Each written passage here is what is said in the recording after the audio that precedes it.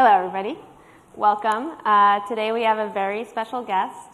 Our very own first chef at Google is here to talk to everybody and let us know what he's been up to since he left, and also anything about the early days that you want to know. So I'm Myriad Cohen. I was here in the early days with Charlie's. I'm still here now as your chef at Cafe 150. And Charlie's been working on a lot of really cool things, so I'll let him come up here and tell you all about it. Our special guest today is Charlie Ayers.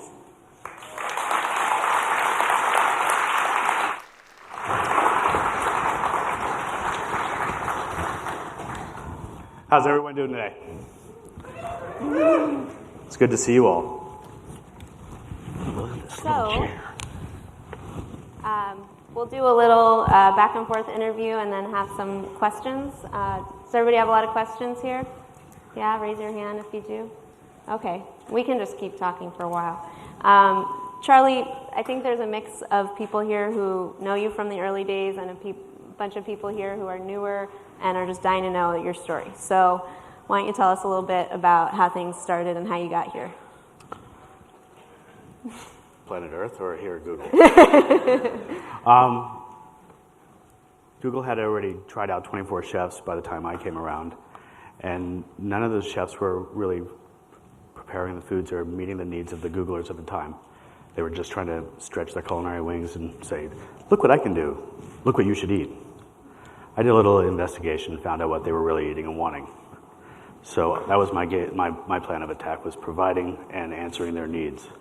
So at the time, and still currently today, Googlers enjoyed and wanted eclectic, fresh, local menu.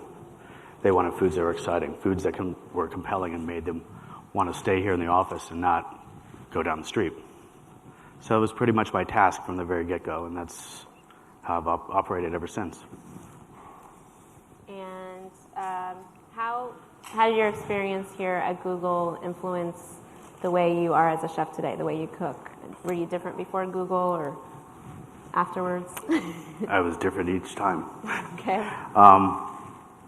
It really opened my eyes to looking at a broader spectrum of cuisine and not just one style of cooking, that there were so many different people from around the planet here and had such a diverse culture here at Google. I had to answer many different needs, and it really challenged me on a daily basis to try and make everyone happy, which I later learned was impossible. But I tried, and my mother's like, you're going to kill yourself. And, so that was my challenge every day, to wake up and outdo myself from the day before and really get people excited about staying here, because what's he going to do next? Why don't you tell everybody a little bit also about, you just had a book come out, and a lot of you guys have it. Tell everybody a little bit about your book and your project for your next restaurant. Well, it's not just a cookbook. It's more like a user's guide for today's point-click generation. It really helps us all figure out how we can eat healthfully and not rely on people like myself, and learn how to eat out of our pantry and our freezers and our refrigerator, and cross-utilize ingredients that we already have at home, and being wise about the purchasing that we make for these foods, and learning that it's really not that hard to cook, and cook well for yourself if you just plan out your week. And that's really what the cookbook is about. And it also celebrates a lot of the recipes we used to serve here at Google, and from what I understand are still being served. And it also touches on some of the foods that I'll do in the future and have done in the past. So with that, that's where Calafia comes in. The name of the restaurant is Calafia Cafe Market a Go-Go. And half of it's a qualitative prepared foods market, the other half is a cafe. Will be positioned right next to the new Trader Joe's in Town and Country Shopping Plaza. So Trader Joe's is anything but hot prepared food. So I feel they'll have some great synergies there, where the shopper there will be able to get their basic needs there, hopefully come into my market and buy their prepared foods that are hot and ready to go, that they can take home and eat for themselves or finish cooking there. Cool. I'm going to read a quote from your book. Okay. Okay. The book is called Food 2.0 for anybody who hasn't seen it yet. And Charlie wrote, I believe this generation has such an opportunity to eat well and do it the right way, but most of the time we're just blowing it. People always think, well, I have something to eat quickly, so it has to be bad for me. my answer to that is why. So can you tell us a little bit about why you think people think fast food has to be bad for them, and how you can change that attitude? Well, it's basically because we've grown up in this, age of marketing and commercialism, and seen, you're just inundated with all these commercials all the time. Stop by the clown, come visit the king, drive on through. It's really easy. Throw a Happy Meal to the kid in the back, and your day is complete. And that's really what has happened to us. And so we're not thinking about, hey, I can just stop off really quickly at Whole Foods, buy some prepared fruit, some crudité, maybe some meats that are already marinated, that are wholesome in nature, take them home and cook it. That's because we've gotten so busy, because we always have technology at the tips of our fingers. So it's really caused us to not think about what we can do and how we can slow down and just take some time. Like, I don't use a microwave in my home. When I remodeled my home, I did not want to have a microwave. Too often, a lot of the fast meals that you can buy that are already prepared require that you put it in the microwave. It's not heating up in a toaster oven or doing it on a stovetop. And the meals that they do that are like that are filled with chemicals. So it's just really thinking about doing it the right way, and stepping back and questioning what's being fed to you on a regular basis. So can you talk a little bit also about children? You have a family. You have Kimmy and Chance are in the back there, Charlie's family. And as we all know, there's a big epidemic of childhood obesity, and everything you're talking about seems like a lot about educating the next generation. So how do you think we can bring that next generation to your way of thinking about food? Getting the children more involved with cooking at home, letting them actually help you when you're shopping. Let them select the ingredients that you're going to prepare for that evening's meal. Let them push the shopping cart. Let them fill up the cart with things that are intriguing, and they have some type of, like, wow, what is that? What does that taste like? I don't know, let's take it home and find out. But, too often kids, they now get driven to school. They don't walk to school. They plop down in front of the computer when they get home, or watch TV or watch video games. They're fed some foods that are usually made with all kinds of ingredients that aren't really nutritious for you, because they're a prepared ingredient or something that's frozen, something that comes out of a box where you're just adding water to it. So they're really not whole in nature. And it's, just stepping back once again and saying, hey, we need to have a balanced meal here at home. We need to have nutritious meals. It can't just be one-sided, giving the kid quesadillas every night because that's all they'll eat, or give them hot dogs every night because that's all they'll eat. It's just, you got to challenge them and put small amounts on their plate, and, don't give them a big pile of broccoli and expect them to eat it. Just give them a little bit, and that's enough. And as they get older, they'll get more curious and want to try more different foods. And I think that's really the approach to it, not just saying, I don't have time to cook, and I'm just going to pull through that drive-through and give them some crap, because that's what it is. We love our kids, but we give them poison, and that's not right. So if they're eating that all the time, that's what's going to happen, because there's just such huge amounts of saturated fat in to-go foods, and salt and sugars, and you don't know what's going into there. These foods are being made hundreds, if not thousands, miles away in some factory. It's not the right way to do it. So you just hit on another topic, which is about eating locally. You mentioned it in your book, and can you tell everybody about why you think that's important? I know for me, it's the cafe that I work in is all about eating locally at Cafe 150, and so I really appreciate it, but maybe share with everybody else here. Maybe not everybody understands why that in particular is so important when there's so many things to think about: healthy, fast, organic. Why is local so important? Local is going to be fresher every time. Local is going to keep the dollars here in our economy where we need to keep them. We don't need to be shipping our dollars elsewhere. We need to keep them here.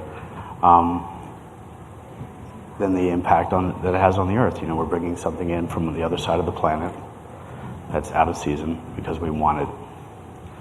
Why don't we just wait till it's seasonal and eat it when it's the right time of year to eat it, rather than saying, oh, I'm going to get this ingredient from Chile or New Zealand or Argentina or wherever. The carbon imprint that's creating, it doesn't justify it. You know, that meal does not justify, the food doesn't justify that, and it's having a huge impact on the earth. So, you know, we have to think about future generations. If we continue operating the way we are, you know, we're going to have a big problem here. Now I sound like Al Gore. What? Now I sound like Al Gore. Well, you both like Google, so. You also, in your book, talk a lot about foods that are brain power foods. And I know that obviously is something that Googlers want to hear about and that you always thought about when you were cooking here. Can you talk about how you figure out what food is going to power you through the day and how you kind of tailored the menus that way to get the Googlers working? Well, my approach was always just making fresh, nutritious foods that wasn't going to be taxing on the body, that your body can easily metabolize and rejuvenate you and just give you plenty of energy so you can get back to work and not make you want to crawl up underneath your cubicle and take a nap. And that was always my approach, using whole grains, leafy green vegetables, lots of different color types of vegetables, a lot of fresh fish. Trying to steer away from the highly fattening meals. I know I was guilty of doing some meals that people lined up for days, like the fried chicken and things like that, but you had to have a little balance, and you know, you couldn't always be forcing a certain type of food down your throats all the time, even though I kind of did to a certain degree. And you know, it's just, you know, thinking about, should I have this 48-ounce porterhouse steak and baked potato and a beer for lunch? Maybe if I'm on vacation, but not at work. I should have some nice seared rare ahi tuna, some brown rice, some steamed vegetables, a couple shots of wheatgrass, and back up to the cube, you know. And that's really how I try to do things here while I was still here, and I think they still do that here. Yeah.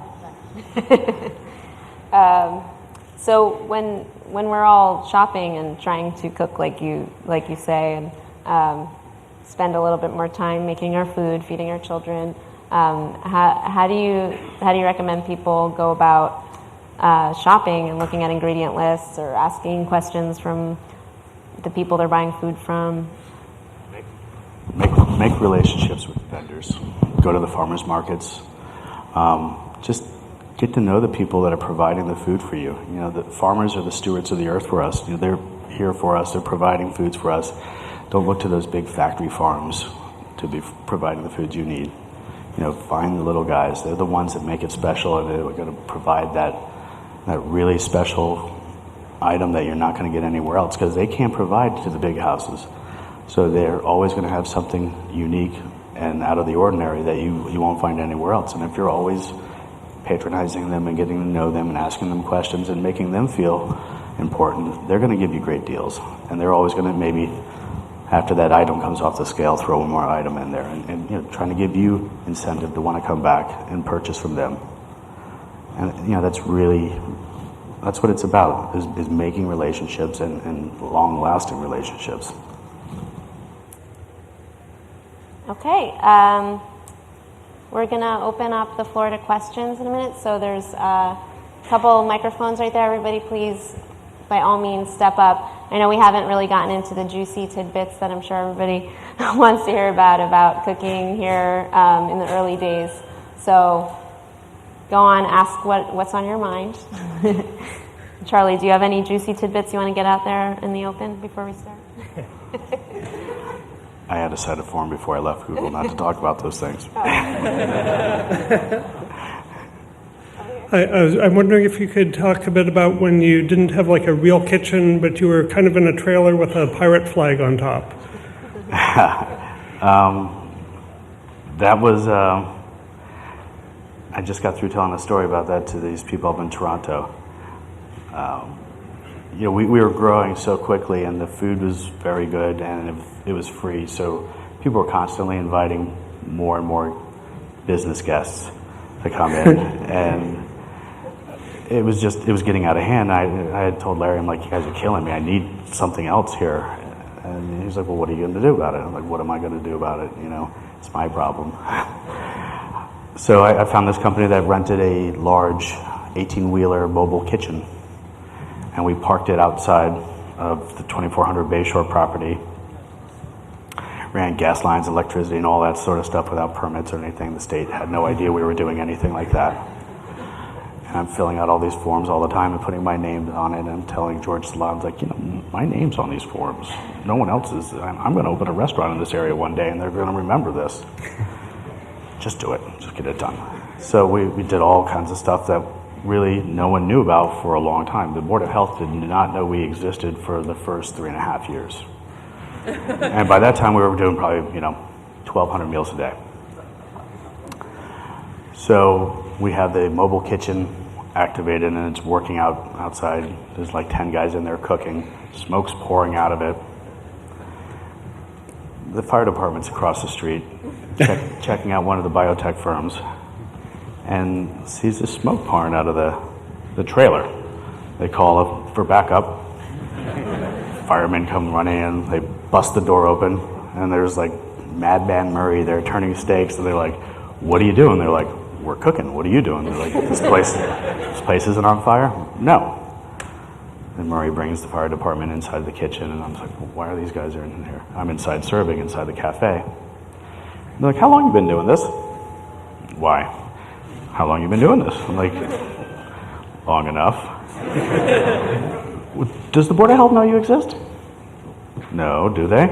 Do they need to know? Well, yeah, kind of. There's a lot of people around here eating and, got stuff going on. I think I'm going to send them over so they can talk with you. I was like, what do I do now? And I go tell George immediately. He's like, deal with it. So they come around and they ask me, well, how long you been doing this? I'm like, doing what? Serving food. Oh, since day one. Well, we're gonna have to tax you. And they basically, they really couldn't pin anything on us because we weren't selling food. And the law said if you were selling food, they had a right to be there. But we weren't selling food. Like, you're giving it away in huge amounts. We have to be here with you. We have to have some sort of relationship with you. So that's when we started to become very friendly with the Board of Health. And, they would grill me and they're like, is there anything else like this on campus? No, not at all. Like, keep those doors closed. Don't lay on those. I had converted a phone room into a kitchen. And we were just doing all kinds of things that were just wrong on top of wrong on top of wrong. But I really had no choice in the matter. I had hungry mouths to feed, and I had a job to do, and no one wanted to hear my problem. They just wanted to see the problem solved. So it was just making it work any way we could. When we dropped down a tent in the middle of the courtyard, ended up buying the tent, and encroaching on the other companies that were there in the courtyard, and they're like, oh, look at this company's got a tent here, and these people are just eating all this food all the time, so people were always trying to sneak in and get food from us, and it was very challenging. It was commando cooking at its highest form. It's true, it's all true. The pirate's flag was a gift. It seems to me there must be a lot of similarities and a lot of differences from running a regular restaurant. Budget, relationships with your suppliers, relationships with your customers, so on and so forth. I wonder if you can talk about some of those things. Well, a lot of the vendors were people I had used in the past and brought to Google in the early days, and they were like, these .com companies aren't doing too well. I need to do a credit background on you. Credit check. And I was like, come on, guys, don't worry. This company is going to be huge one day. Just trust me. And I would get a lot of these vendors to extend lines of credit to us, huge lines of credit to us, with the belief that they might possibly get some stock options out of me. I was like, they have this thing called friends and family. If you help me out now, I might be able to help you out later.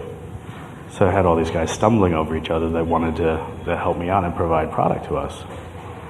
So it was using that kind of leverage to get the most that I possibly could.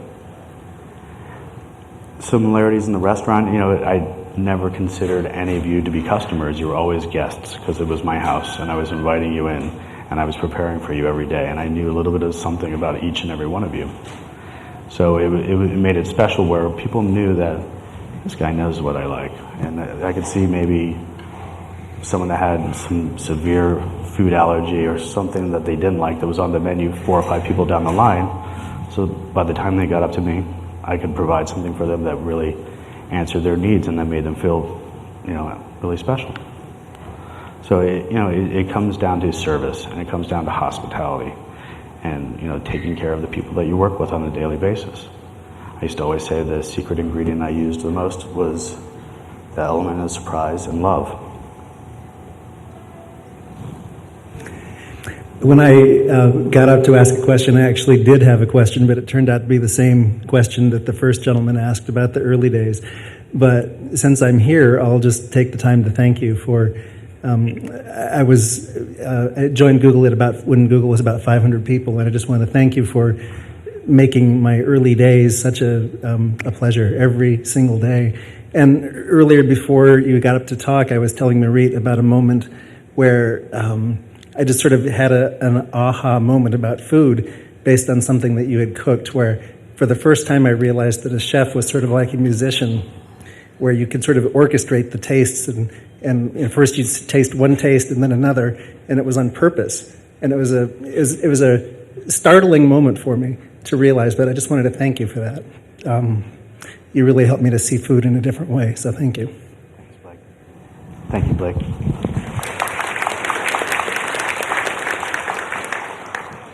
Before I get to my question, something related to that. When I left Google about 6 months ago, I came to TGF, and one of the things I said was that I realized that 10% of the meals I'd eaten in my life were here at Google. And that's large part because of how you set things up, and of course when you were here. So thank you for that. I'm curious about, other than, say, the infamous iceberg lettuce and pick up your trays incidents, what were the things that most annoyed you about various Googlers? I realize I'm setting myself up for something here.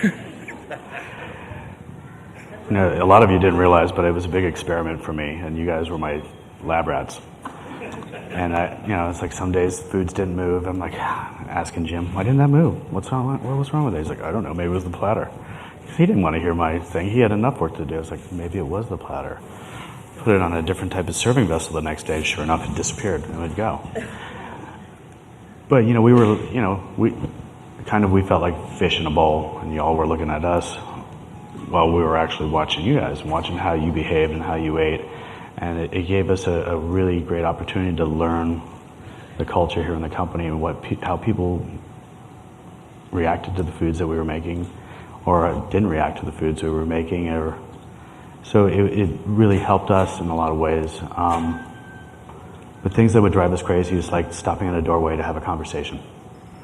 It seemed like that was like where the highest level of thought would happen in some portal where 2 or 3 guys would sit there, hashing out, figure something out. I'm like, come on, move out of the way, and we had one incident because, this was a very cool company, so we encouraged people to drink beer and wine while at work at different times of the day or in the evening, and there was various clubs that got a little bit rambunctious and were tempted by some bakery items that were left on the baking rack one night to cool. I came in the next day to find all of my crostadas molested, like a bear had come through and just. I was so angry. I was like, I had no dessert for any of you. I cut out the dessert for a good week and a half. Took the ice cream out of the cooler, had a sign in there like, screw you, you're not getting, And then one day George Slaw was like, dude, you better, give them the dessert back. Look here in this gossip column. Sergey was talking to someone at some party the other night, and the reporter overheard, and they wrote the Google chef, dessert Nazi, no dessert for you. So I didn't want to return the dessert because I wanted that person to come to me and admit that they had taken the dessert, but that person never revealed themselves to me. I have a related question. I want Charlie to tell everybody how you really feel about special red sauce and what exactly special red sauce is and when it's okay or not okay. Everyone here know what special red sauce is? Scream it out. That's right. It has a place in cuisine to a certain degree. It's a great base for making barbecue sauces. you just add a 6-pack of Coca-Cola and a gallon of special red sauce and let it simmer and add some other flavor profiles to it, you've got a great barbecue sauce. So, you got to cross-utilize the ingredients that you have on hand sometimes, and that's an old Navy trick. Not that I was in the Navy, but I learned that from someone that was in the Navy, so. What Charlie's not telling you is that ketchup became a currency in the kitchen because he wouldn't allow it to go out at barbecues because it was only allowed to be served with French fries, right? Not with burgers or anything like that. So whenever we had any of Charlie's famous big-ass barbecues with the bands and everything, and we'd have this huge burger spread, and people would come from the outside inside where they really weren't supposed to be and ask us for ketchup. And if any of us, his employees, cracked a can of ketchup, we heard about it. So, people trading little packets of ketchup behind the doors was... You didn't know about that. I know I didn't know that. Okay. Over here. Hi. Stores like Whole Foods and Trader Joe's are selective about the foods that come into them. Should we feel okay shopping there that pretty much everything has passed a certain bar and is sort of okay to eat? Always question them. Always wash that pre-washed lettuce. You'll always find dirt in there. Always question authority. Don't believe what you read. Thanks. So first of all, you mentioned ketchup in your book, right? I mean, you actually book? recommend a brand of ketchup, so you must have changed your mind about ketchup since. I approach ketchup in the book as the way an alcoholic talks about beer. Hi, I'm Charlie Ayers, and I use ketchup. So it has a place, and you can make it yourself, or you can buy some really well-made quality ketchups out there. Muir Glen Tomatoes makes a great organic ketchup. Hanes Foods makes a great organic ketchup. So there's several companies out there that do it the right way. They're not making it with high fructose corn syrup or anything like that, or just tomato paste. It's actually done the right way. So I actually had a different question when I came up here, though, and it's for actually you and Myriad. So I love to cook, I love to bake, but I do it as a hobby. And I just wonder how doing it day after day for all those hours, how do you not burn out? How do you come in and actually get excited about making something different or the same salad again or whatever? It just seems like it's overwhelming. that's why I mixed it up and made things different on a regular basis all the time. It was basically for my own selfish needs to keep myself happy. It wasn't to make any of you happy. It was really just to make myself happy. And I learned early on, if I'm happy, the rest of you will be happy. And that's really how I always operated. It wasn't like, I'm going to make this salad today. That's going to make them so happy. It was really just to break up the monotony and to break up, because it can, when you're doing the same. I would have to imagine it can be the same way with coding. I don't know. It might be different. I haven't learned.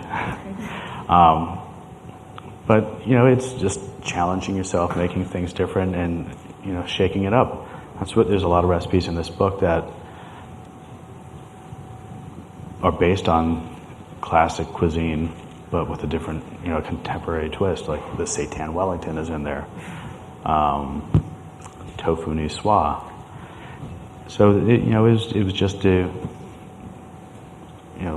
answering my own needs. And I pretty much feel the same way, I think. And something that maybe not everybody realizes is that being allowed to do that here at Google is actually a lot different than a lot of restaurants. You can see some restaurants do change their menu daily, and you may notice a difference between those and the ones that have the same menu all the time. But I mean, for us, really, the inspiration is it's a challenge to do something different every single day. So it really doesn't get boring because of that. It's extremely challenging. So I really appreciate Charlie having set up that precedent, because I don't think, it's a privilege for us to be able to do that. So. It was actually Larry and Sergey that demanded that. They didn't want a cyclical menu. They didn't want anything that could be known in advance. I couldn't post a menu months in advance or weeks in advance where you would find at any of the companies around here that aren't Google that do food service. It was they said, we don't want Taco Tuesdays, Indian Wednesdays, and so the element of surprise was my main ingredient once again, and I always operated that way because that's what they wanted. It was a little challenging for me. We knew what we were going to do, but you guys never did. In the early days, Jim and I really didn't do much planning at all except make dessert and soup and order a stockpile of inventory items and cut it down the middle and write our menus and figure it out from there. Jim Glass, who Charlie keeps referring to as Charlie's first sous chef, the second guy after you, right? Yep. Yeah, and he then became our first purchaser, and he used to come around the kitchen at, 10 o'clock or something and say, so you want anything? And, when I first started it, I was kind of, I don't know, cucumbers, and he would just walk around the kitchen and ask everybody what they wanted and order stuff, and then we'd go into the walk-in refrigerator, which also, by the way, was like a train car. A refrigerated container we rented for the Port of Oakland. Right, refrigerated container that we used to have to use a crowbar to get open that I couldn't open because my muscles weren't big enough for the first couple weeks. And we would just go in there and look around and make food. So The Board of Health hated that container. They're like, that's not a walk-in. I'm like, actually it is. It's a refrigerated container.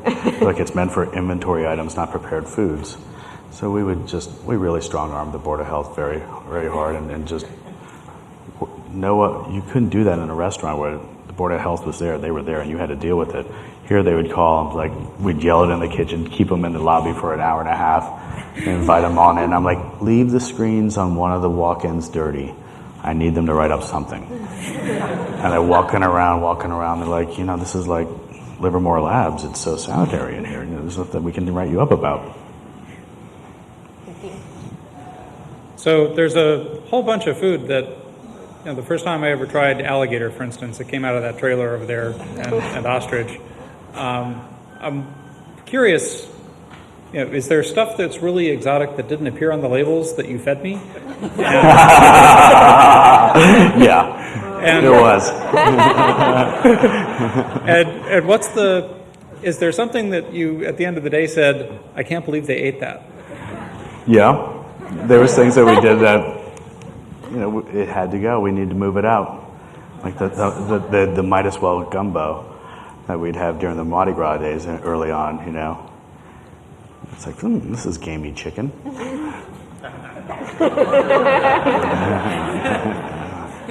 I remember one time we ran out of food completely, really early, and we had almost nothing, no meat or protein around. And Charlie said, watch this, and grabbed all the turkey deli meat, and we sliced it kind of thick, and layered it with some barbecue sauce or tomato sauce or something like that. I think it was a Thanksgiving meal that we were doing, and we were getting screwed. Maybe that's what it was. And we were serving turkey, we ran out, and then we cooked it, and people ate it up and just came back telling us how great it was, and Charlie and I just stood back there snickering about the whole thing. But it was good quality turkey deli meat, so. One of the favorite soups that you made that I really liked was the mad cow soup. For people who weren't here, I was wondering if you could tell the story about how that happened. The mad cow soup. Do you remember that? Vaguely. I think it was when there was a mad cow, cow and people thought, like, you were having steak and no one ate it. So then the next day you put it in the soup and called it mad cow soup. Quite possibly. Were we serving beer that day? I don't remember. But yeah, that was it. So I always really appreciated the fact that the chefs at Google were very experimental, and I could walk into the kitchen and I could have something that maybe they'd never even cooked before, and that was interesting and new. And I think from that experimentation, you get a lot of fantastic new dishes. On the other hand, not all experiments succeed. And I remember, now and then, notable failures. I happened to be first in line to dinner one night when I walked up to the counter after the bell rang, and Nate looked at me and said, just try a little piece and see if you like it, and then come back for more. I was wondering, what do you think were the biggest disasters? I always said on our worst days was still your best day. So a lot of times you guys never knew how bad it was for us. We had a lot of bad days. But like I said, you guys never really knew. So I remember one time making stuffed peppers in the very beginning, and they were turkey stuffed peppers, ground turkey stuffed peppers. And I was trying to, do a healthful edge on it, but I neglected to put the turkey in the menu description. And they didn't move at all. And Jim's like, well, what are you going to do with all these stuffed peppers? I'm like, watch tomorrow. And it became turkey pepper soup. So.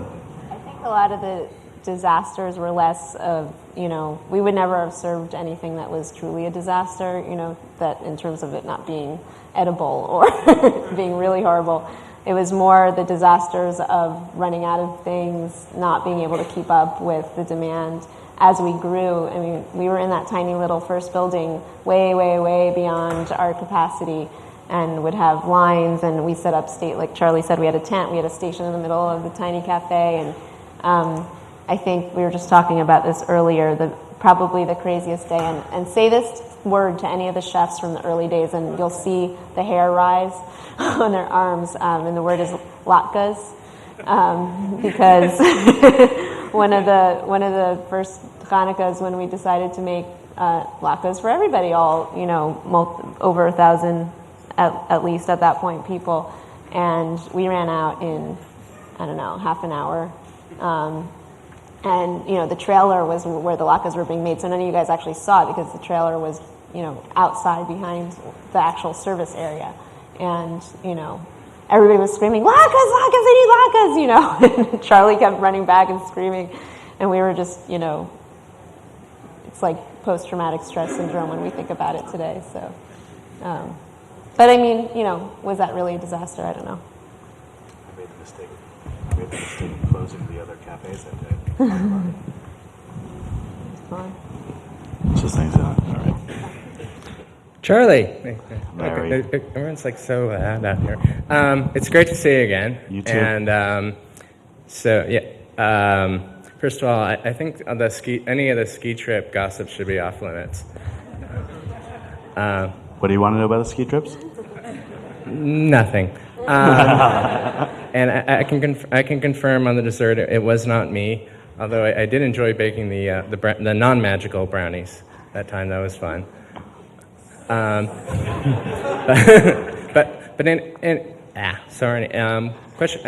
Comments and questions. One of the great things about working at Google, especially early on, was getting to meet everybody, know everyone as people, and treat them. The key thing here is just everyone treat people with respect, and it's there's some very special times there.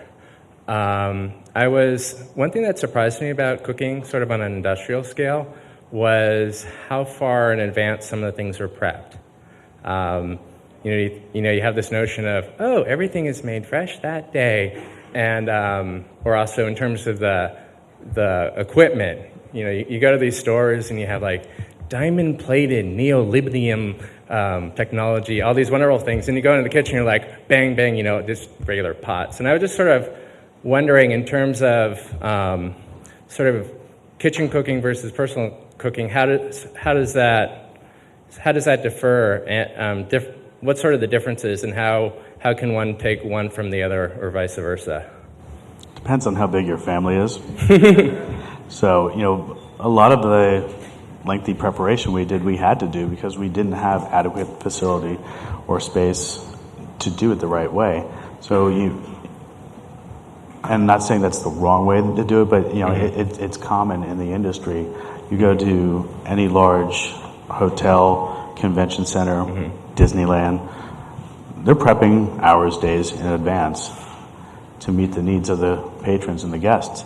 And it's just the only way of doing it. You can't not do it that way. You'd be unsuccessful. It's called mise en place. You need to have that prep done in advance, so it's basically assembly work to try and take a potato and peel it each time and chop it up and fry it 1,000 times a day. That's not practical.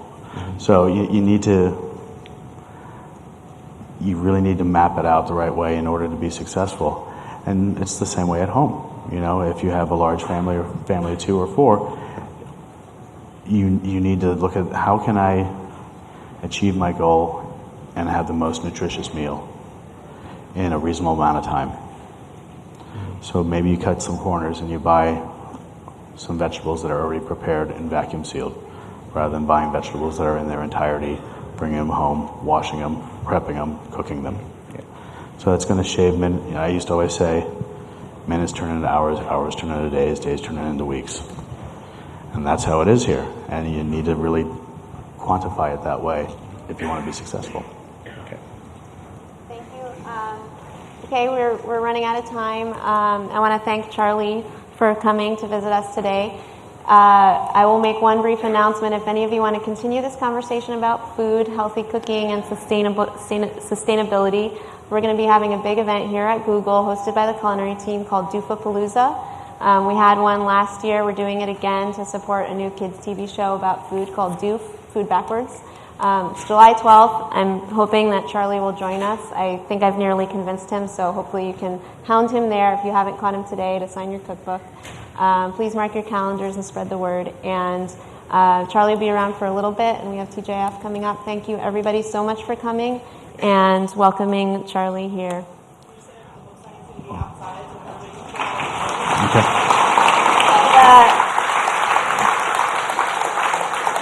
Charlie will be staying to sign books outside, so you can meet him there. Thank you, everybody, and thank you, Charlie.